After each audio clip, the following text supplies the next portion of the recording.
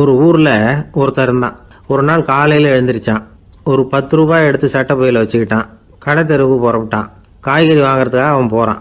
காய்கறி சந்தைக்கு போய் சேர்ந்தான். கத்திரிக்காய் 1/4 கிலோ கொடுங்கன்னான். கொடுத்தாங்க. காசு கொடுக்கறதுக்காக சட்டை பையில் கையை விட்டான். பணத்தை காணும். 10 ரூபாயை சட்டை பையில் வச்சுக்கிட்டு தான் வந்தான். அது இப்போ அங்கே இல்லை. வழியில் எங்கேயும் அது விழுந்துட்டு போட்டிருக்கு. அல்லது யாராவது திருடர்கள் தெரியாமல் அதை எடுத்துக்கிட்டு போட்டாங்களா என்னன்னு தெரியல. எப்படியோ 10 ரூபாயை அவன் இழந்துட்டான். கையில் காசு இல்லை. அதனால் கத்திரிக்காயை திருப்பி கொடுத்துட்டு கவலையோடு வீட்டுக்கு திரும்பி வந்தான். அதையே நினச்சிக்கிட்டு இருந்தான். அவனுக்கு துக்கம் அதிகமாக போச்சு. அழ ஆரம்பிச்சிட்டான். காய்கறிகள் வாங்கிட்டு வந்து ஆனந்தமாக சமைச்சு சாப்பிட்லாம்னு நினச்சோம். அது முடியாமல் போச்சேங்கிற கவலை அவனுக்கு. அதனால் அதை மறக்கவே முடியல. இது நடந்து கொஞ்ச நாள் ஆச்சு. அதே மனுஷன் இன்னொரு நாள் அதே மாதிரி புறப்பட்டான். பணத்தை எடுத்து பையில் வச்சுக்கிட்டான். காய்கறி சந்தையை நோக்கி போய்கிட்டு இருக்கிறான். இப்போ வழியில் ஒரு ஏழை பையனை பார்த்தான். தம்பி எங்கே போகிற அப்படின்னு கேட்டான். ஐயா பள்ளிக்கூடத்துக்கு போய்கிட்டுருக்கிறேன் அவன். சரி, அதுக்கே இவ்வளவு கவலையோடு போய்கிட்டுருக்கிற அப்படின்னு விசாரித்தான் அவன். ஐயா நான் ரொம்ப ஏழை, வீட்டில் வசதி இல்லை, பரீட்சைக்கு பணம் கட்டணும், இன்றைக்கி கடைசி நாள், என்ன செய்கிறதுன்னு தெரியலன்னா. இவன் பார்த்தான். தாங்கிட்ட இருக்கிற பணத்தை எடுத்து அந்த பையன்கிட்ட கொடுத்தான். இதை வச்சுக்கோ, உடனே பணத்தை கட்டு, நல்லா படி, பரீட்சை எழுது அப்படின்னு சொல்லிவிட்டு திரும்பி வந்துட்டான். வெறுங்கையோடு திரும்பி வந்தும் வீட்டில் கேட்குறாங்க எங்கே காய்கறின்னு வழக்கம் போல் கேட்டாங்க. இவன் நடந்ததை சொன்னான். இப்போ வீட்டில் இருந்தவங்க அவங்ககிட்ட ஒரு கேள்வி கேட்டாங்க. ஏங்க இதே மாதிரி முன்னாடி ஒரு தடவை காய்கறி வாங்க போய் வெறுங்கையோடு திரும்பி வந்தீங்க, இப்போவும் வெறுங்கையோடு தான் திரும்பி வந்திருக்கிறீங்க. ஆனால் முன்னாடி வந்தப்போ வருத்தமாக இருந்தீங்க, இப்போ உங்கள் முகத்தில் வருத்தம் தெரியலையே அப்படின்னு கேட்டிருக்கிறான். அதாவது வீட்டில் இருக்கிறவங்க கேட்டாங்களாம். இப்போ அந்த மனுஷன் யோசிக்க ஆரம்பித்தானான். இந்த 2 நிகழ்வுகளுக்கு என்ன வித்தியாசம்? போன தடவை அவன் பணத்தை இழந்தான், இந்த தடவை அவன் பணத்தை இழந்திருக்கிறான். போன தடவை யாரோ திருடிட்டு போயிட்டாங்க, இந்த தடவை அவனாவே ஒரு பையன் பேரில் இறக்கப்பட்டு எடுத்து கொடுத்துருக்குறான். அன்னைக்கு பணம் போயிட்டுதேன்னு வருத்தமாக இருந்தது, இன்றைக்கி பணம் போனாலும் மனசுக்கு மகிழ்ச்சியாக இருக்குது, நிறைவாக இருக்குது. கொஞ்சம் யோசிச்சு பாருங்கள். பணத்தை இழந்தது மகிழ்ச்சிக்கோ வருத்தத்துக்கோ காரணமாக இருக்க முடியாது. அப்படின்னா வேற எது காரணம்? அன்றைக்கு பணத்தை இழந்துட்டேன்னு அழுதான், இன்றைக்கு பணத்தை இழந்தாலும் மகிழ்ச்சியாக இருக்கிறான். ஆகவே மகிழ்ச்சிக்கும் துக்கத்துக்கும் இழப்பு காரணம் அல்ல, இழப்பு பற்றிய நம்முடைய அறிவு தான் காரணம் அப்படிங்கிறது பெரியவர்களுடைய கருத்து. எந்த பொருளும் நமக்கு கவலையை உண்டு பண்ணுறதில்ல, அந்த பொருள் பேரில் நாம் வைக்கிற பற்று தான் கவலையை உண்டு பண்ணுது. பொருள்கள் நம்ம விட்டுட்டு போயிட்டா நாம் அழுதுகிட்டு இருக்கிறோம், நாமே அதுகளை விட்டுட்டு வந்துட்டா மகிழ்ச்சியாக இருக்கிறோம். இந்த உண்மையை புரிஞ்சுக்கிட்டு நம்முடைய வாழ்க்கையை நல்ல விதமாக அமைச்சிக்கணும். ஒரு ஆள் அழுதுகிட்டு இருந்தான். ஏன்டா அழுகுறேன்னு கேட்குறார் ஒருத்தர். இழக்கிறதுக்கு எதுவும் இல்லை, அதனால் அழறேன்னா. என்னடா சொல்கிறேன்னார். கிட்ட வாங்க சொல்கிறேன்னா. இந்த மணி பர்ஸை வேற ஒருத்தன் பாக்கெட்லேருந்து திருடினேன், அப்புறம் தான் புரிஞ்சுது அவங்ககிட்ட இழக்கிறதுக்கு எதுவும் இல்லைங்கிறது.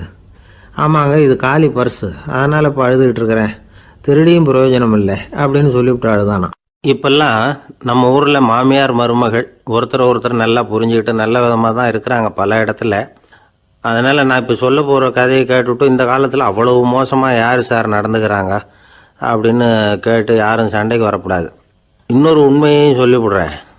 அதாவது இந்த கதையை நமக்கு எழுதி அனுப்பி இருக்கிறதே கொஞ்ச நாளில் மருமகளாகவும் அதுக்கப்புறம் கொஞ்ச காலத்தில் மாமியாராகவும் ஆக போகிற ஒரு நேயர் தான். சரி, இந்த கதைக்கு வருவோம். அதாவது ஒரு சின்ன குடும்பம், அந்த வீட்டில் மாமியார் ஆட்சி, அவங்க வச்சது தான் சட்டம்.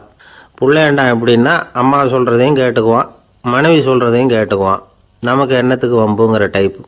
மருமகள் பேரில் குறை கண்டுபிடிக்கிறதுலையே அந்த மாமியாருக்கு ஒரு சுவாரஸ்யம். சின்ன சின்ன விஷயத்துலையெல்லாம் குத்தம் கண்டுபிடிச்சிக்கிட்டே இருக்கிறாங்க. பொதுவாக எல்லாரும் எப்படின்னா ஏதாவது ஒரு காரணத்துக்காக சண்டை போட்டுக்கிட்டு இருப்பாங்க. அந்த அம்மா எப்படின்னா ஏதாவது ஒரு சண்டையை போடுறதுக்காக காரணத்தை தேடிக்கிட்டு இருப்பாங்க. அப்படி ஒரு மனசு. அந்த மருமக பொண்ணு பாவம் பயந்து பயந்து ஒவ்வொரு காரியமும் செஞ்சுக்கிட்டு வந்தது. இப்படியே பல வருஷம் ஓடி போட்டுது. அந்த மாமியாருக்கும் ரொம்ப வயசாகிட்டுது. இருந்தாலும் அந்த பழைய சுபாவம் மட்டும் மாறவே இல்லை. திடீர்னு ஒரு நாள் பக்கவாதம் வந்து அந்த அம்மாவுக்கு ஒரு பக்கம் கை கால் இழுத்துக்கிட்டுது. வாய் சுத்தமாக பேச முடியாமல் போயிட்டுது. சத்தம் மட்டும் வரும். ஒரு பக்கத்து கை காலை அசைக்க முடியும், பேசுகிறதெல்லாம் கையால் தான், அதாவது கை சைகையால்.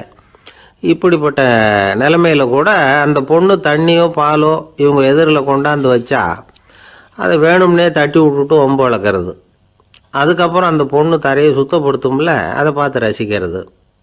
இருந்தாலும் அந்த பொண்ணு இதையெல்லாம் பெருசுப்படுத்தாமல் ரொம்ப பொறுமையாக தான் இருந்தது.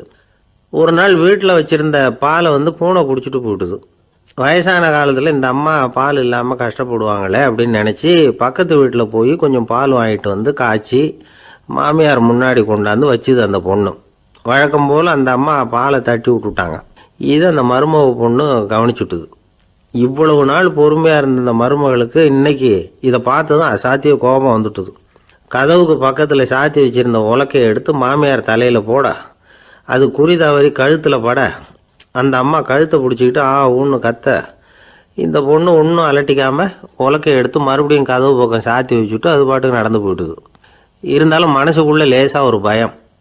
கணவன் வீட்டுக்கு வந்ததும் என்ன விஷயம்னு கேட்டால் எப்படி சமாளிக்கிறது? அன்னைக்குன்னு பார்த்து ரொம்ப நேரம் கழித்து வீடு வந்து சேர்ந்தான் கணவன். உடனே அந்த அம்மா புகார் பண்ண ஆரம்பிச்சுட்டுது. பேச்சு தான் வராத, அதனால் ஒரு பக்கத்து கையால் சைகை காட்டுது. கதவுக்கு பக்கத்தில் இருந்த உலக்க பக்கமாக கையை நீட்டி காட்டி அப்படியே அந்த கையை தன் கழுத்துக்கு பின்பக்கமாக சுற்றி காட்டி நாக்கை வெளியில் நீட்டி நடந்த விஷயத்தை புரிய வைக்கிறதுக்கு முயற்சி பண்ணுது. இவனுக்கு ஒன்றும் புரியல. என்ன சொல்கிறாங்க அம்மா அப்படின்னு மனைவிகிட்ட கேட்குறான். அதுக்கு அந்த பொண்ணு ரொம்ப புத்திசாலித்தனமா, என்னங்க உங்கள் அம்மா சொல்கிறது உங்களுக்கு இன்னும் புரியலையா? அவங்க உங்களை பார்த்து என்ன சொல்கிறாங்கன்னா, ஏண்டா உலக்க மாதிரி நிற்கிற, சாக போகிற எனக்கு சங்கிலி எதுக்கு, என் கழுத்தில் கிடக்கிற இந்த சங்கிலியை கழட்டி என் மருமக கழுத்தில் போடுறா அப்படின்னு சொல்கிறாங்க அப்படின்னு தான். ஓ அப்படியா விஷயம்னு சொல்லி அம்மா கழுத்தில் இருந்த சங்கிலியை எடுத்து மனைவி கழுத்தில் போட்டுட்டு, அம்மா உன் விருப்பப்படியே போட்டாச்சு, இனிமேலாவது நிம்மதியாக படுத்து தூங்கு அப்படின்னு சொல்லிவிட்டு உள்ளே போயிட்டான். பார்த்தீங்களா கதையை? அதனால தான் மாமியார்கள் சைகை காட்டுறதுன்னா கூட இனிமேல் ஜாக்கிரதையாக இருக்கணும். இந்த உலகத்தில் உண்மையாகவே வேதாந்தம் பேசுகிறவங்களும் உண்டு, உள்ளுக்குள்ளே வேறு மாதிரி இருந்துக்கிட்டு வெளியில் வேதாந்தம் பேசுகிறவங்களும் உண்டு. ஒரு ஆள் இருந்தார். அவர் ஒரு கடை வச்சு வியாபாரம் பண்ணிக்கிட்டு இருந்தார். மகா கஞ்சன், யாருக்கும் எந்த உதவியும் செய்ய மாட்டார். எச்சில் கையென்ன ஈர கையை கூட உதற மாட்டார். அப்படிப்பட்ட மனுஷன்.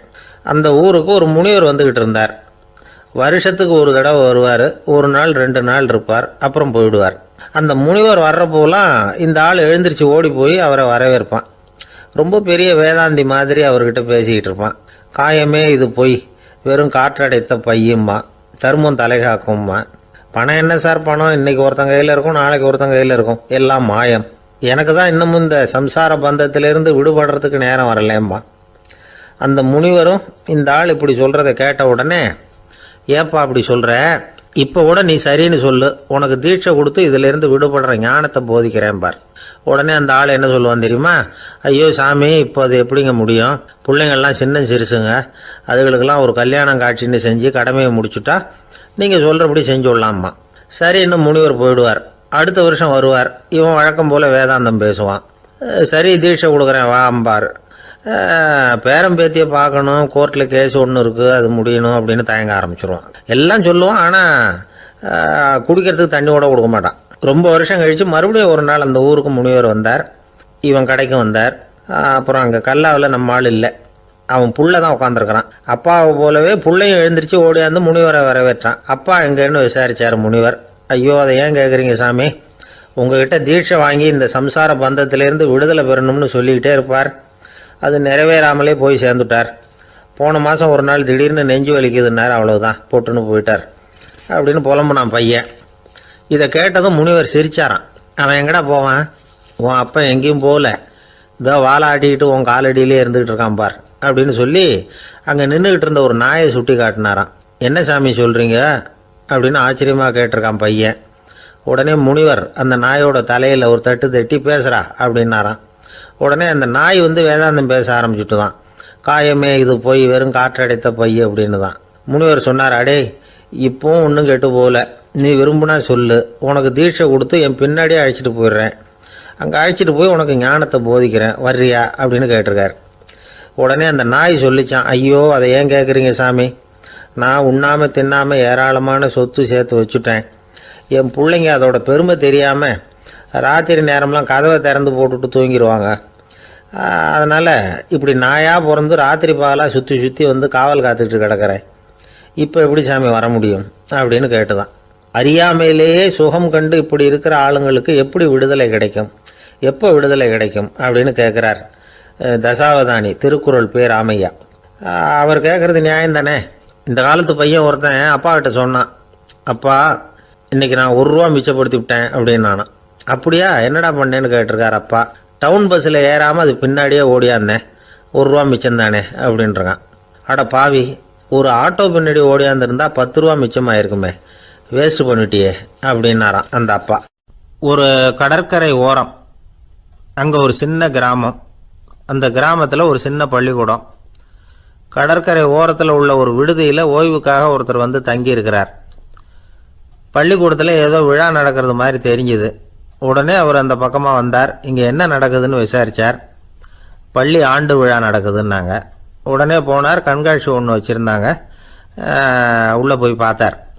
பள்ளிக்கூடத்தில் படிக்கிற மாணவர்களே சொந்தமாக தயார் பண்ண பொருள்களை காட்சிக்கு வச்சுருக்கிறாங்க. அந்த ஊர் மக்கள்லாம் அதை கூட்டம் கூட்டமாக போய் பார்த்துக்கிட்டு இருக்கிறாங்க. இவரும் ஆர்வமாக அதையெல்லாம் பார்த்துக்கிட்டே போகிறார். ஒரு இடத்துல ஒரு சின்ன ரயில் செஞ்சு வச்சுருந்தாங்க, மாணவர்களே தயார் பண்ணது. மின்சாரத்தால் அது ஓடுறது மாதிரி பண்ணி வச்சுருந்தாங்க. அதில் ஒரு சின்ன பொத்தான் இருக்கும், அது அமுக்குனா ரயில் ஓடும், சுற்றி சுற்றி வரும்.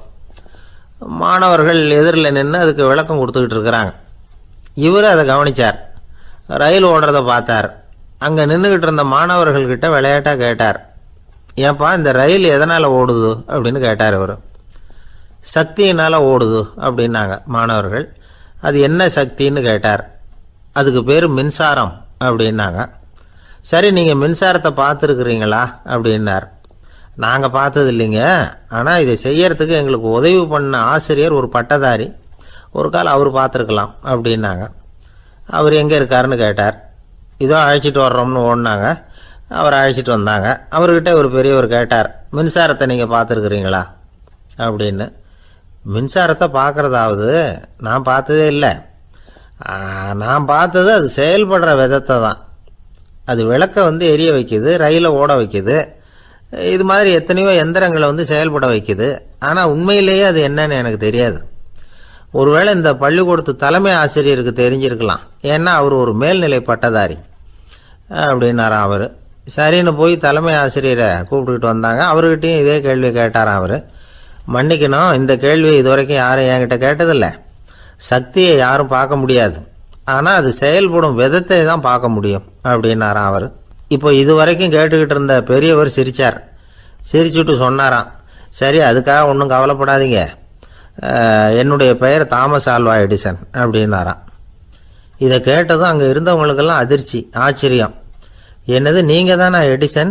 நீங்கள் எவ்வளவு மின்சார கருவிகளை உண்டாக்கி இருக்கிறீங்க, நீங்களா இந்த கேள்வியை கேட்டது அப்படின்னாங்களாம். ஆமாம், நான் தான் கேட்குறேன், ஏன்னா நானே மின்சாரத்தை பார்த்தது கிடையாது அப்படின்னாராம் அவர். அன்புங்கிறது இப்படிப்பட்டது தாங்கிறார் ஓஷோ. அன்புங்கிறது நம்ம உடற்கூறு அமைப்பில் இல்லை, அது நம்ம உடம்புல உள்ள சுத்த சக்தியின் வெளிப்பாடு. அதை உணரத்தான் முடியுமே தவிர பார்க்க முடியாது. அன்பே உன்னை வந்து நான் என் இருதயத்தில் வச்சிருக்கிறேன் அப்படின்னுலாம் சொல்லுவான். இதெல்லாம் சும்மா. இது வந்து டாக்டர்கள் சொல்கிற இருதயம் கிடையாது. அது வந்து ரத்தத்தை தள்ளுகிற ஒரு கருவி, அவ்வளவுதான்.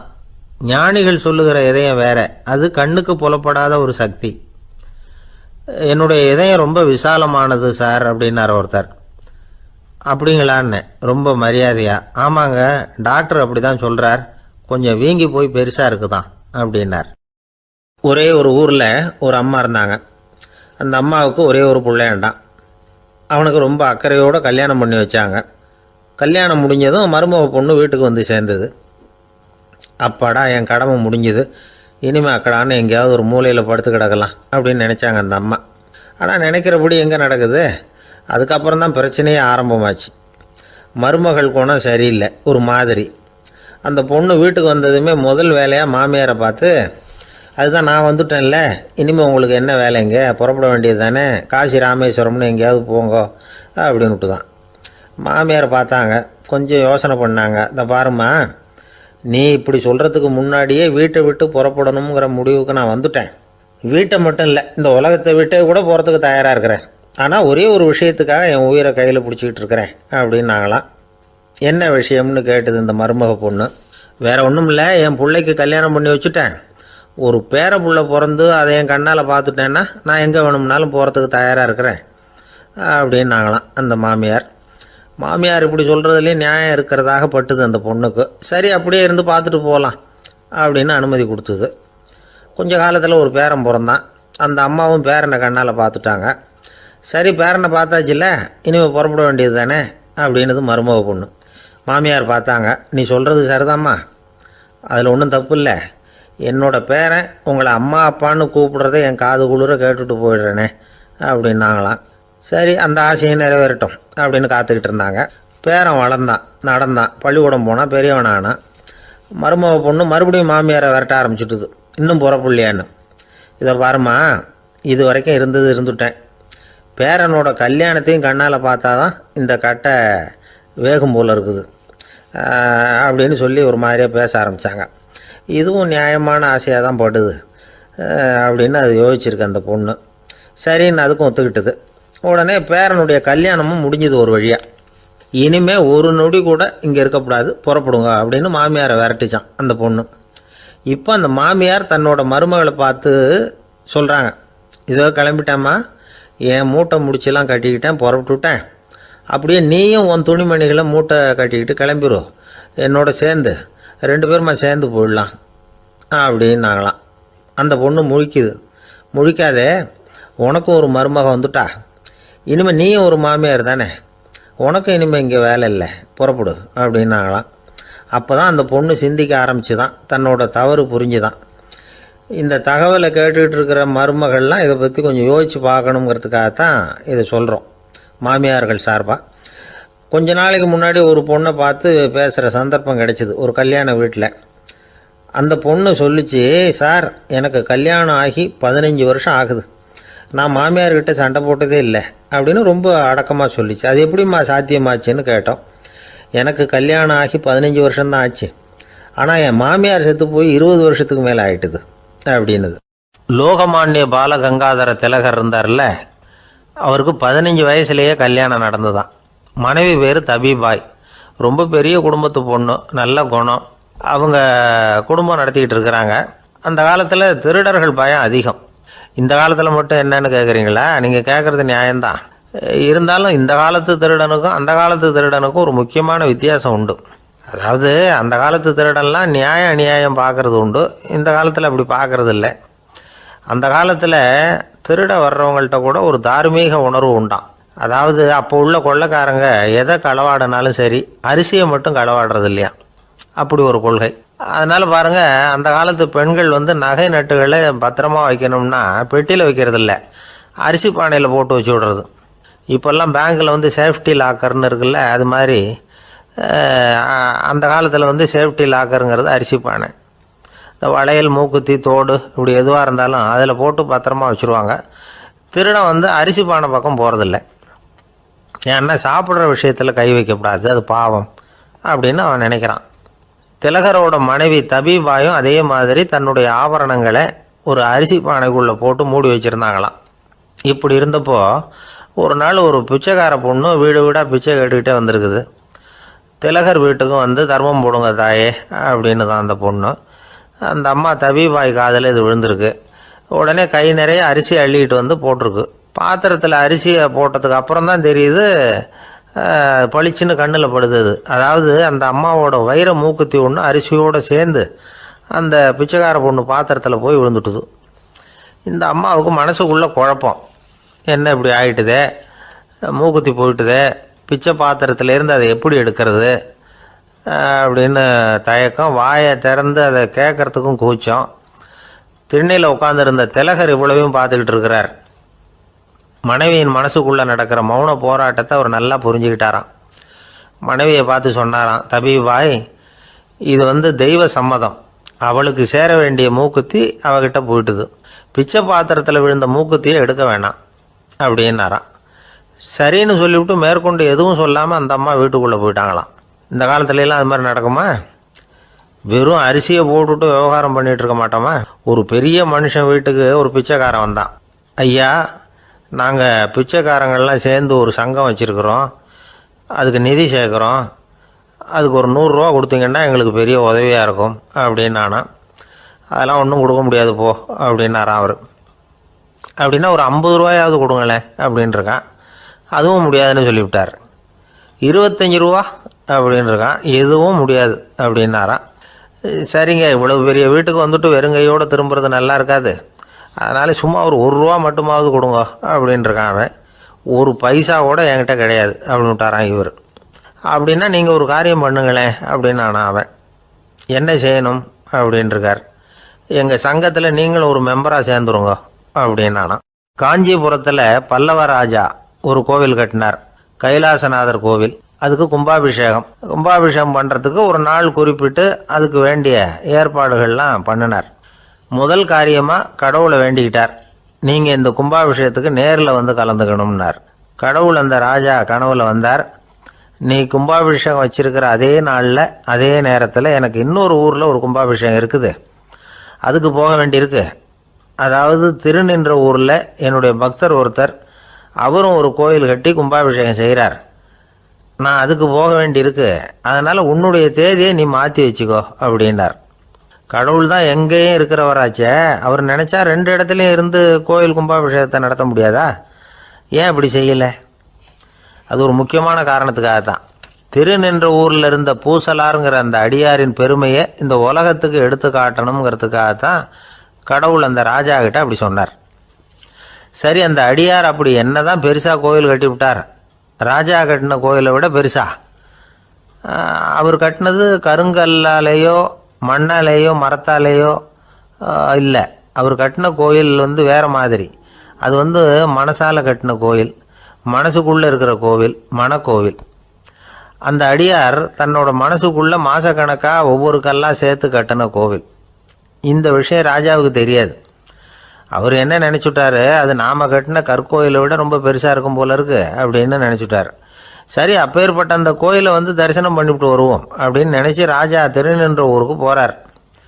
அங்கே போய் பார்த்தா கோயிலையும் காணும், ஒன்றையும் காணும். கடைசியில் பூசலார் கட்டின மனக்கோவில் தான் அதுங்கிறத அவர் புரிஞ்சுக்கிறார். உடனே அந்த அடியாரின் காலில் விழுந்து வணங்குறார். அவரோ, இது மனசால முயன்ற கோவில், இதுக்கு இத்தனை பெருமையா அப்படின்னு ஆச்சரியப்படுறார். இதில் ஆச்சரியப்படுறதுக்கு ஒன்றும் இல்லை. ஆண்டவன் விரும்புறது அகபக்தியையே தவிர புற தோற்றங்களே அல்ல. இதை நாம் புரிஞ்சுக்கிட்டோம்னா நமக்குள்ள எந்த வேறுபாடுகளும் வர்றதுக்கு வழியே இல்லை. இன்னொரு ராஜா இருந்தார். அவர் ஆண்டவனுக்கு படைக்கிறதுக்காக ஒரு தார் நல்ல செவ்வாழை பழமாக எடுத்துக்கிட்டு போகணும்னு நினச்சார். அதனால் நாளே அதை வாங்கிட்டு வர சொன்னார் வேலைக்காரங்கிட்ட. வேலைக்காரன் போனால் கடைத்தெருவில் ஒரு தார் பழம் வாங்கினா, வர்ற வழியில் அவன் குடிசை.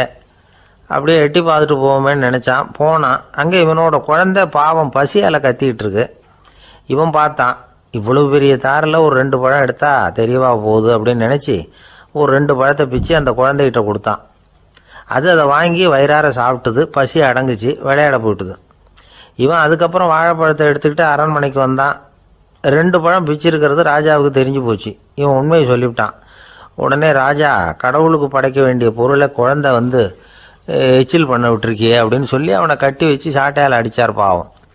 மறுநாள் பழத்தை கோயிலுக்கு எடுத்துகிட்டு போனார். கடவுள் முன்னாடி வச்சார். கடவுள் கண்ணை திறந்து பார்த்தார், பழம்லாம் அழுகி இருக்குது.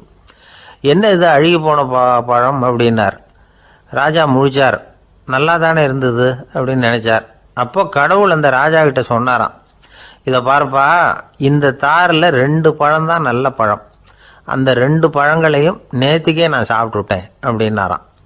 அப்போ தான் ராஜாவுக்கு புரிஞ்சுது, ஏழை குழந்தையின் பசியை தீர்க்கறதுக்காக உதவுன அந்த 2 பழம்தான் இறைவன் சாப்பிட்ட பழம்னு. இறைவன் இருக்கிற இடம் எது? இதுதான். ஒரு ஊரில் ஒரு மன்னர் இருந்தார். புத்தி கூர்மை உள்ள ஒரு மன்னர். பொதுவாக மன்னர்களுக்கு சந்தேகம் வந்தால் சபையில் உள்ள சான்றோர்கள்கிட்ட கேட்டு தெரிஞ்சுக்கிறது தானே வழக்கம். ஆனால் இங்கே அப்படி இல்லை. மற்றவங்களுக்கு சந்தேகம் வந்தால் மன்னர்கிட்ட கேட்டு தெரிஞ்சுக்குவாங்க. அது மாதிரி கேட்டு தெரிஞ்சுக்கிறதுக்காக ஒரு பெரியவர் ஒரு நாள் வந்தார். அவர் கையில் 3 பொம்மைகள் வச்சுருந்தார். 3 ஒரே மாதிரி பொம்மைகள், கொஞ்சம் கூட வித்தியாசம் தெரியல. ஏது இந்த பொம்மைன்னு கேட்டார் மன்னர். எனக்கு வேண்டியப்பட்ட ஒருத்தங்கிட்ட இருந்து இதை வாங்கிட்டு வந்திருக்கிறேன், நான் தான் அவன்கிட்ட இந்த பொம்மையை செஞ்சு கொடுக்கும்படியா கேட்டுக்கிட்டேன். அவன் ரொம்ப புத்திசாலி, அவன் தான் இதை செஞ்சு கொடுத்தான்.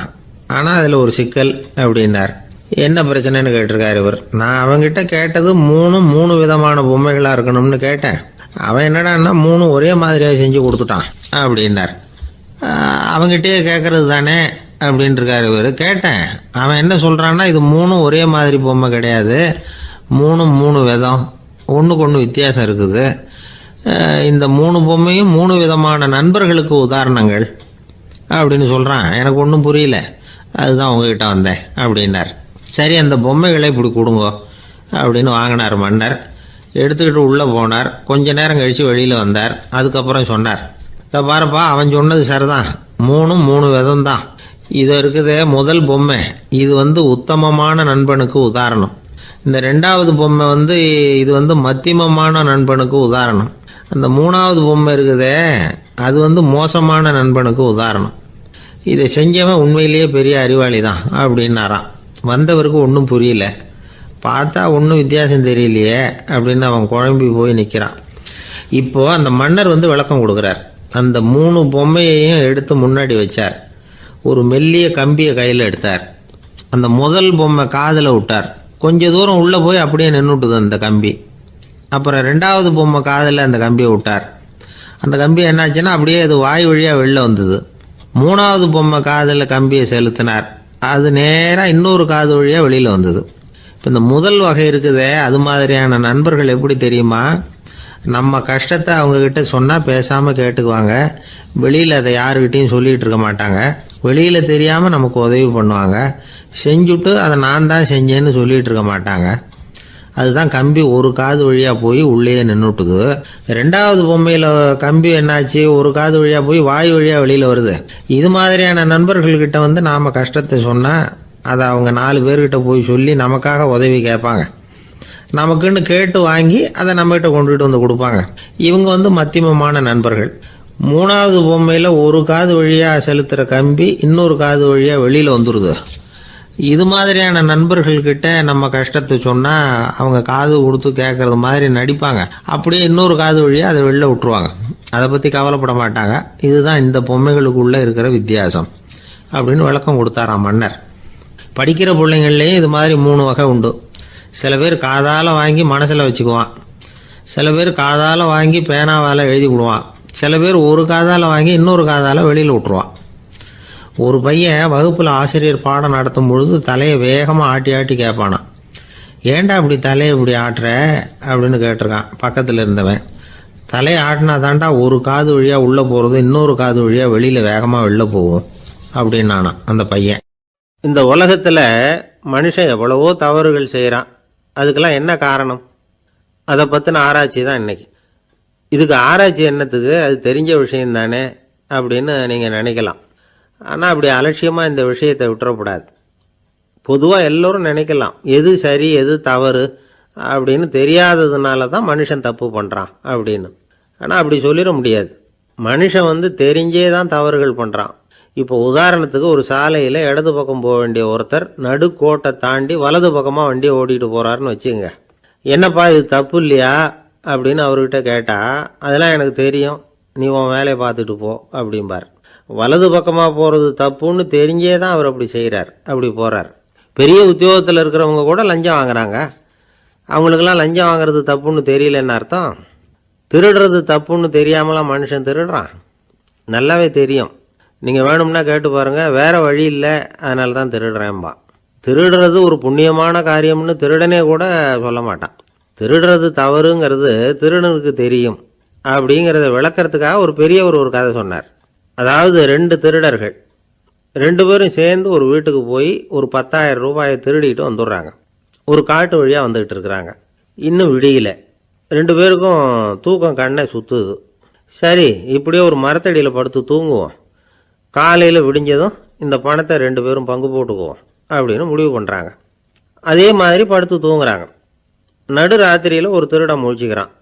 விடிகிற வரைக்கும் காத்துக்கிட்டு இருந்தால் 5,000 ரூபா தான் கிடைக்கும், இப்போவே கம்பி நீட்டினா 10,000 ரூபா கிடைக்கும் அப்படின்னு யோசித்து பார்த்துட்டு ஒரு முடிவுக்கு வந்தான். மெதுவாக அந்த 10,000த்தையும் சுருட்டிக்கிட்டு அடுத்தவனுக்கு தெரியாமல் ஓடி போயிட்டான். விடியுது. அடுத்தவன் எழுந்திரிச்சு பார்க்குறான். பணத்தையும் காணலை, பாகஸ்தனையும் காணலை. இந்த திருடன் அந்த திருடனை திட்டுறான். திருட்டு பய, அயோக்கிய பய, இப்படி அநியாயமாக கிளப்பிட்டு போட்டானே அப்படிங்கிறான். இதுலேருந்து என்ன தெரியுது? தெரியாமல் எடுத்துக்கிட்டு போகிறது திருட்டு, அயோக்கியத்தனம், அநியாயம் அப்படிங்கிறது இவனுக்கு தெரிஞ்சிருக்குது. அதனால தான் அடுத்தவனை பார்த்து இப்படி திட்டுறான். அதனால் தெரியாததுனால மனுஷன் தவறு பண்ணுறான்னு சொல்கிறது சரியில்லை. அப்படின்னா மனுஷன் பண்ணுற தவறுகளுக்கு உண்மையான காரணம் தான் என்ன? இதே சந்தேகம் அர்ஜுனனுக்கும் வந்துதான்.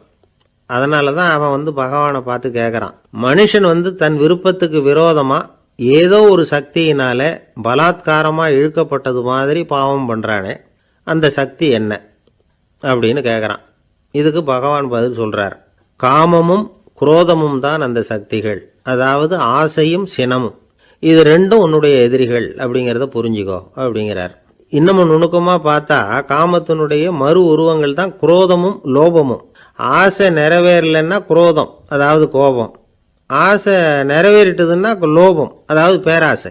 பாவத்தை கண்ட்ரோல் பண்ணணும்னா அதுக்கு மெயின் சுவிட்ச் எது அப்படிங்கிறது இப்போ தான் தெரியுது.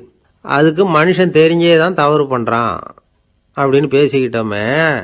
அதுக்கு ஒரு உதாரணம், ஒரு ஆள் ஹோட்டலில் சாப்பிட போனான், சாப்பிட்டு முடித்தான், எழுந்திரிச்சு முதலாளிகிட்ட பில்லை கொடுத்தான், காசை கொடுக்கல. முதலாளி பணம் கொடுன்னு கேட்டார். இவன் என்கிட்ட பணம் இல்லைன்னா. முதலாளி கொஞ்சம் கூட அலட்டிக்கல, உள்ளே இருந்து ஒரு ஆளை கூப்பிட்டார். இவனை கூப்பிட்டுட்டு போய் இட்லி மாவாட்ட சொல்லுன்னார். இவனும் கவலைப்படாமல் உள்ளே போயிட்டான். அப்போது அழைச்சிட்டு போகிற ஆள் கேட்குறான், ஏன் சார் சாப்பிட்றதுக்கு முன்னாடி காசு இல்லைங்கிறது உங்களுக்கு தெரியாதா அப்படின்னு கேட்குறான். தெரியும், காசு இல்லைங்கிறதும் தெரியும், காசு இல்லாமல் சாப்பிட்டா மாவாட்டணுங்கிறதும் தெரியும் அப்படின்னா அந்த ஆள். அப்படின்னா நீங்கள் உங்கள் வீட்லேயே சாப்பிட்ருக்கலாமே அப்படின்னு கேட்குறான் அவன். அதுக்கு இவர் சொல்கிறாரு, அது எப்படி, அங்கே சாப்பிட்டாலும் நான் இதே வேலையை தானே செய்ய வேண்டியிருக்கும் அப்படின்னாராம்.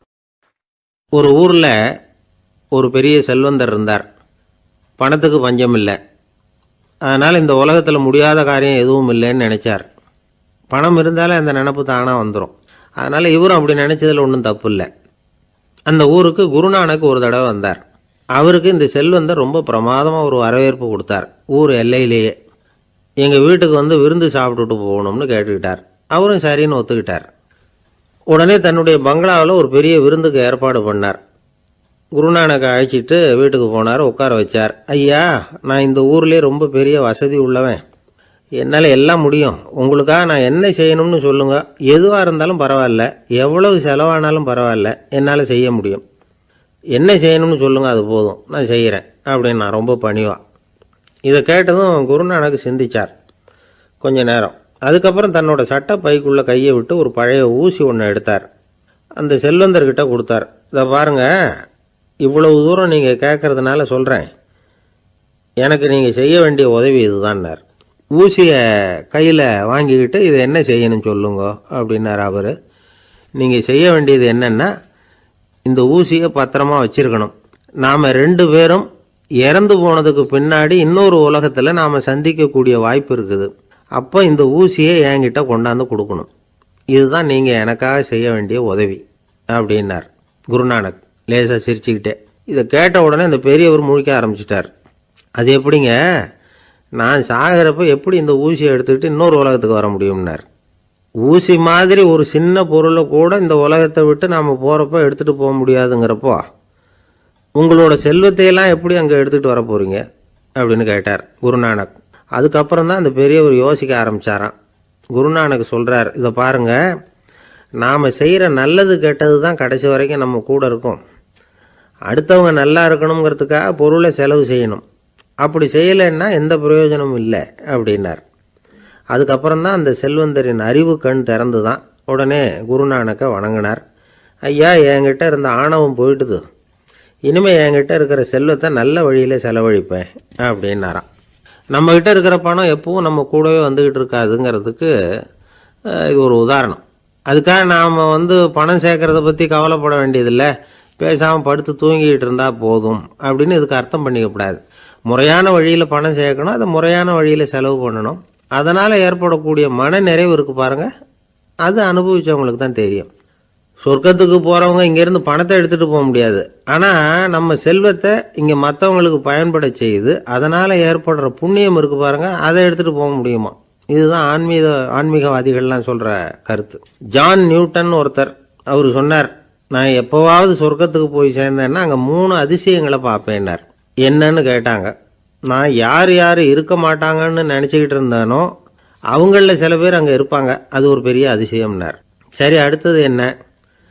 ரெண்டாவது அதிசயம் என்னென்னா, அங்கே இருப்பாங்கன்னு நான் எதிர்பார்த்த சில பேர் அங்கே இருக்க மாட்டாங்க அப்படின்னார். சரி, மூணாவது பெரிய ஆச்சரியம் என்ன அப்படின்னா, நான் அங்கே இருக்க பாருங்க, அதுதான் அந்த மூணாவது அதிசயம் அப்படின்னாராம். இன்பம் துன்பம் இது ரெண்டும் சேர்ந்தது தான் வாழ்க்கை. இது எல்லாரும் சொல்லிகிட்டு இருக்கிற ஒரு உண்மை. அது சரி, இது ரெண்டும் வர்றதுக்கு என்ன காரணம்? துறவி ஒருத்தர் யோசித்து பார்த்துருக்கார். இன்ப துன்பம் தோன்றுவதற்கு முக்கியமாக 6 காரணங்கள் உண்டு அப்படிங்கிறார் அவர்.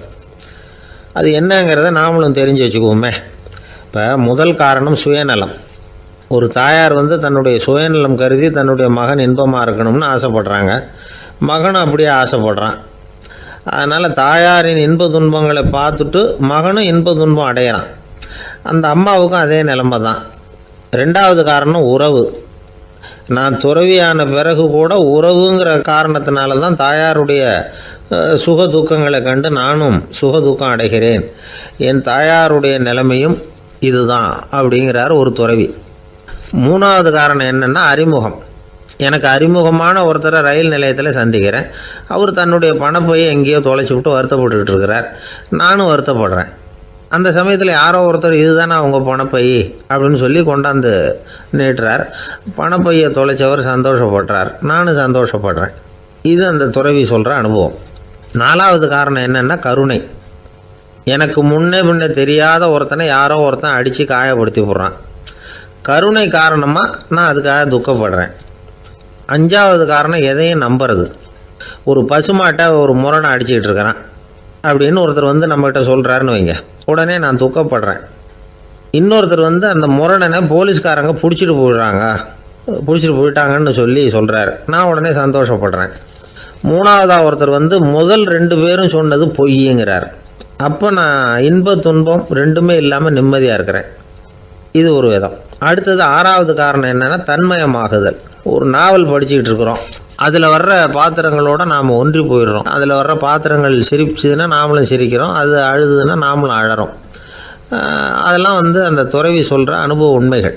இன்ப துன்பம் இது ரெண்டும் தோன்றுவதற்கு சுயநலம், உறவு, அறிமுகம், கருணை, எதையும் நம்புறது, தன்மயமாகிறது, இது எல்லாம் தான் முக்கிய காரணம் அப்படின்னு அவர் சொல்கிறார். ஆகக்கூடி ஒட்டு மொத்தமாக யோசனை பண்ணி பார்த்தா பிற பொருள்கள் மீது பற்றுதல் காரணமாக தான் நாம் இன்ப துன்பம் அடையிறோம் அப்படிங்கிறத புரிஞ்சிக்க முடியுது. மனுஷன் இன்ப துன்பம் அடையிறதுக்கு 7வது காரணம் கூட ஒன்று உண்டு அப்படின்னு சொல்லிகிட்டே வந்தார் ஒருத்தர். அது என்ன அப்படின்னு கேட்டோம். அதுதான் சார் இந்த நீங்கள் சொல்லிட்டு வர்ற இன்று ஒரு தகவல்னார். எப்படி சொல்கிறீங்கன்னு கேட்டோம். இன்று ஒரு தகவல் கேட்க ஆரம்பிக்கிறப்போ மனசில் இன்பம், ஆரம்பித்த உடனே இது ஏற்கனவே கேட்ட சமாச்சாரமாச்சே அப்படின்னு நினைக்கிறப்போ துன்பம் அப்படின்னு அதுக்கு ஒரு விளக்கம் கொடுத்தார் அவர். வயிறு பசிக்குதேங்கிறது சிலரோட கவலை, வயிறு பசிக்க மாட்டேங்குதே அப்படிங்கிறது சில பேரோட கவலை. 2 விதமான கவலைக்கும் வயிறு தான் காரணமாக இருக்குது. வயிறு பசிச்சதுன்னா அது இயற்கை, வயிறு பசிக்கலைன்னா அது வியாதி. ஆனால் பசியையும் நாம் பசிப்பிணி அப்படின்னு தான் சொல்லுவோம். என்ன காரணம்? வியாதியை போக்க வேண்டியது எவ்வளவு முக்கியமோ அதை விட முக்கியம் பசியை போக்க வேண்டியது. ஒரு சமுதாயத்தில் பசிப்பிணியே இருக்கக்கூடாது, அதுதான் நல்ல சமுதாயம். பசியை போக்கணும்னா சாப்பாடு போடணும், பசியின்மையை போக்கணும்னா வைத்தியம்தான் பண்ணணும். இது சம்பந்தமாக எவ்வளவோ ஆராய்ச்சிகள் நடக்குது, நிறைய மருந்து கண்டுபிடிச்சிருக்கிறாங்க. நம்ம உடம்புல பசியை தூண்டக்கூடிய பகுதி எது, இதை முதல்ல தெரிஞ்சுக்கணும் இல்லையா? நாம் சாப்பிட்ற ஆகாரம் செரிக்கிறதுக்கு எது காரணம் தெரியுமா? நம்ம மூளையோட பின்பகுதி தான் அதுக்கு காரணமாக இருக்குதாம். மூளையின் பின்பகுதியில் நரம்பு செல்களால் ஆன 2 வகையான ஆரக்சின்கள் தான் பசியை உண்டாகுது அப்படின்னு கண்டுபிடிச்சிருக்கிறாங்க. 2 ஆய்வாளர்கள் இதை கண்டுபிடிச்சிருக்காங்க. அவங்க 2 பேரும் டெக்சாஸ் பல்கலைக்கழகத்தில் ஹார்வர்டு ஹக்ஸ் மருத்துவ கல்வி நிலையத்தில் பணிபுரிகிறவங்களாம். உண்பது தேவைங்கிறது உணரப்படும் போது மூளையின் அந்த குறிப்பிட்ட பகுதி ஆரக்சின் அப்படிங்கிற ஹார்மோன்களை சுரக்கும். அது பசி உணர்வை தூண்டும் அப்படிங்கிறது தான் அந்த ஆய்வாளர்களின் கண்டுபிடிப்பு. இந்த ஆரக்சின் வேறு சில உயிரினங்கள்லேயும் உண்டு. இப்போ எலிகளில் கூட இது இருக்குது. அதனால் எலிகளை வச்சு இது சம்பந்தமாக ஆராய்ச்சி பண்ணாங்க. எலிகள் உடம்பில் ஆரக்சினை செலுத்தி பார்த்தாங்க. உடனே என்னாச்சு தெரியுமா? அந்த எலியெல்லாம் பசியால் துடிக்க ஆரம்பிச்சுட்டுது. எதையாவது தின்னு பசியை தீர்த்தா போதுங்கிற அளவுக்கு அந்த எலிகள்லாம் அல்லாட ஆரம்பிச்சுட்டுது. இயல்பாக சாதாரணமாக அந்த எலிகள் எவ்வளவு சாப்பிடுமோ அது மாதிரி 8 முதல் 10 மடங்கு அதிகமான ஆகாரத்தை 1 மணி நேரத்துக்குள்ளே சாப்பிட்டு தீர்த்துட்டு தான். சில எலிகளின் மூளையில் இந்த ஆரக்சின் அளவை கட்டுப்படுத்தி பார்த்துருக்குறாங்க. உடனே என்னாச்சு தெரியுமா, அதெல்லாம் சாப்பாட்டை கண்டால் முகத்தை திருப்பிட்டு போக ஆரம்பிச்சுட்டு தான். அந்த எலிகளுக்கு பசி எடுக்கலையாம். இந்த ஆராய்ச்சியின் அடிப்படையில் பசியை எடுக்காமல் இருக்கிற மனிதர்களுக்கும் பசியை தூண்ட முடியும் அப்படின்னு சொல்லி ஆராய்ச்சியாளர்கள் தெரிவிச்சிருக்கிறாங்க. ஆக ஆரக்சின் தான் பசிக்கு காரணம்ங்கிறது தெரிஞ்சு போச்சு. சரி, இந்த ஆரக்சின் அப்படின்னா என்ன? அது ஒரு கிரேக்க சொல். அதுக்கு பசின்னு அர்த்தம். நம்ம ஆளுங்களுக்கெல்லாம் பசியை தூண்டுறதுக்கு மருந்து தேவையில்லை, பசியை குறைக்கிறதுக்கு தான் மருந்து தேவை. ஒரு அம்மா டாக்டரை தேடி வந்தாங்களாம். டாக்டர், எங்கள் வீட்டுக்காரருக்கு திடீர்னு அகோர பசி, நிறைய சமைச்சு போடுறேன், அவ்வளவையும் சாப்பிட்டுட்டு கீழே கிடக்கிற குப்பை கூலங்களையும் எடுத்து சாப்பிட ஆரம்பிச்சுட்றார், என்னன்னு கவனித்து பாருங்கள் அப்படின்னாங்களாம். எவ்வளோ நாளாக அப்படி இருக்குதுன்னு கேட்டிருக்காரு டாக்டர். 1 வாரமாக அப்படி இருக்குதுன்னாங்களாம். இவ்வளவு நாளாக ஏன் சும்மா இருந்தீங்க, ஆரம்பத்திலே இங்கே அழைச்சிட்டு வர வேண்டியது தானே அப்படின்னாரான் டாக்டர். அது ஒன்றும் இல்லை டாக்டர், வீடு பூரா சுத்தமாகட்டுமேன்னு பார்த்துக்கிட்டு இருந்தேன் அப்படின்னாங்களாம் அந்த அம்மா. ஒரு மாணவனை பார்த்தேன். என்ன தம்பி படிப்புலாம் எப்படி இருக்குது அப்படின்னு விசாரித்தேன். அவன் ரொம்ப அழுத்துக்கிட்டான். நான் நல்லா தான் சார் படிக்கிறேன், இருந்தாலும் புத்தியில் சரியாக ஏற மாட்டேங்குது சார் அப்படின்னா. சரி, இவனும் நம்ம ரகம்தான் அப்படின்னு சொல்லி முடிவு பண்ணிக்கிட்டோம். கல்வி கற்கக்கூடிய ஒரு மாணவன் சம்பந்தப்படுற புத்திகள் பல வகை. அதை பற்றி ஒரு பெரியவர் விளக்கி இருக்கிறார். மிருத்து புத்தின்னு ஒன்று இருக்குதான். மிருத்துன்னா மண்ணால் செவுறு கட்டுறோம்ல, மண் சுவரில் ஆணி அடிக்கிறதும் சுலபம், அதை பிடுங்கி எடுக்கிறதும் சுலபம். அது மாதிரி சில பேர் குரு சொல்லி கொடுக்குறத சுலபமாக கேட்டு தெரிஞ்சு வச்சுக்குவாங்க, கொஞ்ச நேரத்தில் சுலபமாக மறந்தும் போயிடுவாங்க. இது மிருத்து புத்தின்னு பேர், மண் புத்தி. தாரு புத்தின்னு ஒன்று உண்டான். தாருன்னா மரம். அதில் பச்சை மரத்தில் ஆணி அடிக்கிறது சுலபம், ஆனால் அதை எடுக்கிறது கஷ்டம். அது மாதிரி ஆசிரியர்கிட்டேருந்து கேட்டதை கவனமாக மனசில் பதிய வச்சுக்கிட்டு அதை மறக்காமல் இருக்கிறது தாரு புத்தி. பட்டை மரமாக இருந்தால் அதில் ஆணி அடிக்கிறதும் கஷ்டம், அடிக்கிற ஆணியும் சீக்கிரம் நழுவிடும். அது மாதிரி கேட்குற விஷயம் மனசில் பதியறதும் கஷ்டம், அப்படியே பதிஞ்சாலும் அது நீடிச்சு இருக்கிறதும் கஷ்டம், கொஞ்ச காலத்தில் மறந்துடும். இன்னொரு வகை புத்தி ஒன்று உண்டு, அதுக்கு பேர் சிலா புத்தின்னு பேர். சிலான்னா கல். ஒரு கருங்கல்லில் 4 துளையை போட்டு ஒரு துளையில் உளியை வச்சு அடித்தா மற்ற துளை வழியாகவும் பிளந்து கல் 2 ஆகிடும். அது மாதிரி சந்தியான இடங்களில் குறிப்பாக ஒரு பொருளை சொன்னால் அதை வச்சுக்கிட்டு மற்றதையும் தெரிஞ்சுக்கிறது, அது சிலா புத்தின்னு பேர். வேணு புத்தின்னா என்ன தெரியுமா? வேணுன்னா மூங்கில் கணுவில் ஒரு பக்கம் உளியை வச்சு அடித்தா 2 பக்கமும் பிளந்துடும். அது மாதிரி ஒரு செய்தியை கேட்டுக்கிட்டு இருக்கிறப்பவே அதோட முன்பின் தொடர்களையும் தெரிஞ்சுக்கணும், அது வேணு புத்தி. தைல புத்தின்னு ஒன்று உண்டு. தைலம்ங்கிறது எண்ணெய். தண்ணியில் ஒரு துளி எண்ணெயை விட்டால் அது தண்ணி பூரா பரவி போடுதில்ல, அது இப்படி பரவுறது மாதிரி ஆசிரியர் சுருக்கமாக ஒரு கருத்தை சொன்னால் அதை வச்சுக்கிட்டு பூரா விஷயங்களையும் தெரிஞ்சுக்கணும், அது தைல புத்தி. கற்பூர புத்தின்னு ஒன்று கேள்விப்பட்டிருக்கோம். அது எப்படின்னா, கற்பூரம் தீ பட்ட உடனே பிடிச்சிக்கும். ஆசிரியர் சொன்ன உடனே நுண்ணறிவோட பாடங்களை புரிஞ்சுக்கிறது இந்த வகை புத்தி. கரி புத்தின்னு ஒன்று. அது எப்படின்னா, கரியில் நெருப்பை வச்சு விசிறிய பிறகு அதுக்கப்புறம் அது கறி நெருப்பாகும். அது மாதிரி காலம்பரை சாயந்தர வேலைகளில் ஆசிரியர் பாடம் சொல்லி கொடுப்பார், அதை கொண்டு புரிஞ்சுக்கிறது இந்த வகை. கதலித்தண்டு புத்தின்னு ஒன்று சொல்லுவாங்க. கதலிங்கிறது வாழை மரம். வாழைத்தண்டில் தீ வைக்கிறது எவ்வளவு சிரமமோ அவ்வளவு சிரமத்தோடு கல்வி கற்கிறது கதலித்தண்டு புத்தி. இதை தவிர இன்னும் சில வகையான மாணவர்களை கூட அடையாளம் காட்டுறாங்க. ஆசிரியர் சொன்னதில் நல்லதை மட்டும் எடுத்துக்கிறவன் அன்னம். ஆசிரியர் கிடைச்ச இடத்துல பாடத்தை கேட்டுக்கிட்டு பிறகு தனியாக உட்காந்து சிந்திக்கிறவன் பசு. பசுமாடு அப்படி தானே, புல் கண்ட இடத்துல மேயும், அதுக்கப்புறம் நிதானமாக அசை போட்டுக்கும். ஆசிரியர் சொன்னதை தவிர வேறு எதையும் சொல்ல முடியாதவன் கிளி. பல இடங்களில் பாடங்கள் கேட்டு கடைசியில் ஒன்றும் புரியாமல் போகிறவன் ஆடு. ஆடு ஒரு செடியில் வயிறார மேயாது, ஒரே செடியில் இக்கரைக்கு அக்கறை பச்சைன்னா அங்கேயும் இங்கேயும் அலைஞ்சிக்கிட்டே இருக்கும். சில பேருக்கு எருமைன்னு பேர். எருமை எப்படின்னா குளத்து நீரை கலக்கி தான் குடிக்கும். அது மாதிரி ஆசிரியர் மனசை நோக செய்து பயில்கிற மாணவர்கள்லாம் இந்த ரகம். இவ்வளவுலாம் இருந்தாலும் இந்த காலத்து மாணவர்கள்லாம் ஒரு தனி ரகம். ஒரு ஆசிரியர் வகுப்பில் பாடம் நடத்திக்கிட்டு இருந்தார். இலக்கண வகுப்பு. இறந்த காலம், நிகழ்காலம், எதிர்காலம், past tense, present tense, future tense, இதை பற்றிலாம் பாடம் நடத்துகிறார்.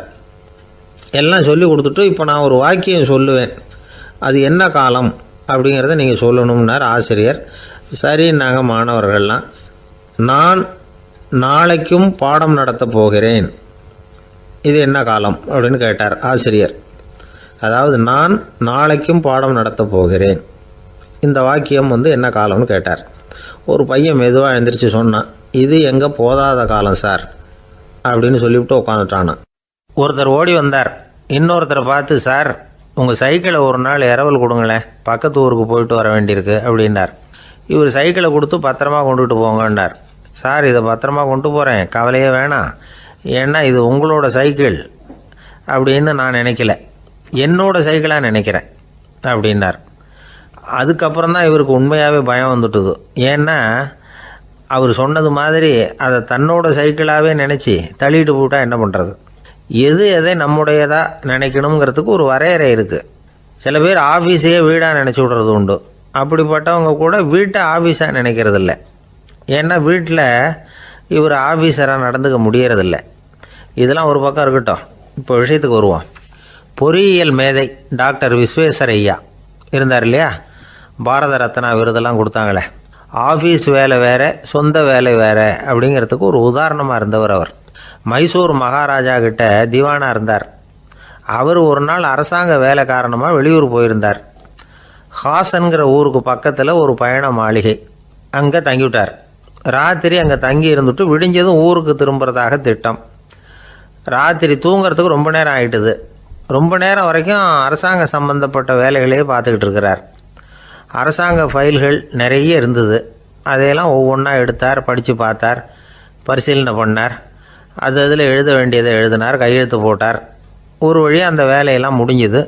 அதுக்கப்புறம் என்ன பண்ணார்னா, தன்னுடைய சூட்கேஸை திறந்தார். அதிலேருந்து 2 மெழுகுவத்தியை எடுத்து கொளுத்தி வச்சார். அந்த பயண மாளிகையில் அது வரைக்கும் எரிஞ்சிக்கிட்டு இருந்த மின்சார விளக்குகளை அணைச்சிட்டார். அதுக்கு பிறகு அந்த மெழுகுவத்தி வெளிச்சத்தில் சில புத்தகங்களை தொடர்ந்து படிக்க ஆரம்பிச்சிட்டார். அந்த பயண மாளிகையில் பணியாளராக இருந்தவர் இதை பார்த்துட்டு ஓடி வந்தார். மறுபடியும் மின் விளக்கு போடுறதுக்காக போனார். விஸ்வேஸ்வரய்யா அதை பார்த்துட்டு போட வேணாம்ட்டாராம். இது வரைக்கும் நான் அரசாங்க அலுவல்களை கவனிச்சிக்கிட்டு இருந்தேன், அதனால் மின் விளக்குகள் அப்போ எரிஞ்சதில் தப்பு இல்லை. இப்போ நான் புத்தகம் படிச்சுக்கிட்டு இருக்கேன், இது என்னுடைய சொந்த வேலை, இங்கே இருக்கிற மின் விளக்கு அதுக்காக ஏன் எரியணும் அப்படின்னு கேட்டாராம். இப்போ இருக்கிற சில அரசு பணியாளர்கள்கிட்ட இந்த சம்பவத்தை பேச்சோட பேச்சாக சொல்லி பார்த்தேன். அவங்களால இதை ஜீரணிக்கவே முடியல. நேர்மை தேவை தான் சார், அதுக்காக அவ்வளவு தூரத்துக்கு அது தேவையா அப்படிங்கிறாங்க. விஸ்வேஸ்வரய்யா அப்படி பண்ணினது தான் ஒரு நேர்மையாளர் அப்படின்னு இந்த உலகத்துக்கு நிரூபிக்கணுங்கிறதுக்காக இல்லை. தான் அப்படி நடந்து காட்டினா தன்னை சுற்றி இருக்கிறவங்களும் அதை கேள்விப்படுறவங்களும் முடிஞ்ச அளவுக்கு பொது வாழ்க்கையில் அரசு பணியில் நேர்மையை கடைபிடிக்க முயற்சி பண்ணலாமே அப்படிங்கிறதுக்காகத்தான். இப்போவும் சில பேர் இருக்கிறாங்க, இவங்க ஆஃபீஸ் வேறு வீடு வேறேன்னு நினைக்கிறதில்ல, அவ்வளோ உரிமை. ஒருத்தர் அப்படி தான், அவருக்கு அவசரமாக 5000 ரூபா தேவைப்பட்டது. ஆஃபீஸு பணத்தை எடுத்துக்கிட்டார். அந்த நேரம் பார்த்து ஆடிட் வந்துட்டுது, ஆப்பிட்டுக்கிட்டார். விசாரணை நடக்குது. அவர் சொல்கிறார், சார் நான் நேரம் காலம் பார்க்காம ஆஃபீஸில் வேலை செய்வேன், ஏன்னா அதை என்னோடய ஆஃபீஸாக நினைக்கிறேன். அவசரத்துக்கு அந்த பணத்தை எடுத்தேன், மறுபடியும் வச்சுடலாம்னு தான் இருந்தேன், அதுக்குள்ளே இப்படி ஆகிட்டுது. நீங்கள் என்ன நினச்சாலும் சரி, நான் ஆஃபீஸ் வேறு வீடு வேறு அப்படின்னு நினைக்கிறதில்ல, அது என்னோடய சுபாவம் அப்படின்னார். விசாரணை பண்ணவர் தீர்ப்பு வழங்கினார். உங்கள் சுபாவத்துக்கு மதிப்பு கொடுத்து நானும் தீர்ப்பு வழங்குறேன். நீங்கள் கொஞ்ச நாள் ஜெயிலில் இருந்துட்டு வாங்க, அது உங்களுக்கு கஷ்டமாக இருக்காதுன்னு நினைக்கிறேன். ஏன்னா அங்கே போனாலும் நீங்கள் உங்கள் சுபாவப்படி வீடு வேற ஜெயில் வேறன்னு நினைக்க மாட்டீங்க அப்படின்னாராம். ஒரு நாள் ஒரு நண்பரை சந்தித்தேன். உங்கள் வீடு எதுன்னு உங்களுக்கு தெரியுமா சார்ன்னு. அவர் என்னை ஒரு மாதிரியாக பார்த்தார். அப்புறம் சொன்னார், தெரியும் அப்படின்னாரு. சரி, உங்கள் தொலைபேசி எண் உங்களுக்கு தெரியுமான்னு. அதுவும் தெரியும்னார். உங்கள் மனைவி மக்கள் யார் யாருன்னு உங்களுக்கு தெரியுமான்னு கேட்டேன். என்னை ஒரு மாதிரியாக பார்த்தார். அப்புறம் சொன்னார், அதுவும் தெரியும் சார் அப்படின்னார். சரி, நீங்கள் யாருன்னு உங்களுக்கு தெரியுமான்னு கேட்டேன். இப்போ தான் அவர் முழிக்க ஆரம்பித்தார். அவர் மட்டும் அப்படி இல்லை, நாம் எல்லாருமே அப்படி தான். எதிரில் நிற்கிறது யாருங்கிறது தெரியும், நாம் யாருன்னு நமக்கு தெரியாது. உண்மையிலேயே நாம் யார்? இந்த கேள்விக்கான பதிலை தான் வாழ்க்கை பூரா நாம் தேடிட்டு இருக்கிறோம். புத்தர் என்ன சொல்கிறாரு தெரியுமா? நீங்கள் கடவுளை பற்றி கவலைப்பட தேவையில்லை, உங்களை பற்றின கவலை உங்களுக்கு இருந்தால் போதும் அப்படிங்கிறார். நான் யார், எனக்கு ஏன் இந்த கவலை அப்படின்னு உங்களை நீங்களே கேட்டுக்குங்க அப்படிங்கிறார். நாம் ஏன் கடவுளை படைத்தோம்? அது ஒரு நழுவல் முயற்சியாம். அதாவது தன்னிடமிருந்து தானே தப்பிக்கிற ஒரு முயற்சியாம். இப்படி தான் அதை சொல்கிறாங்க அறிஞர்கள்லாம்.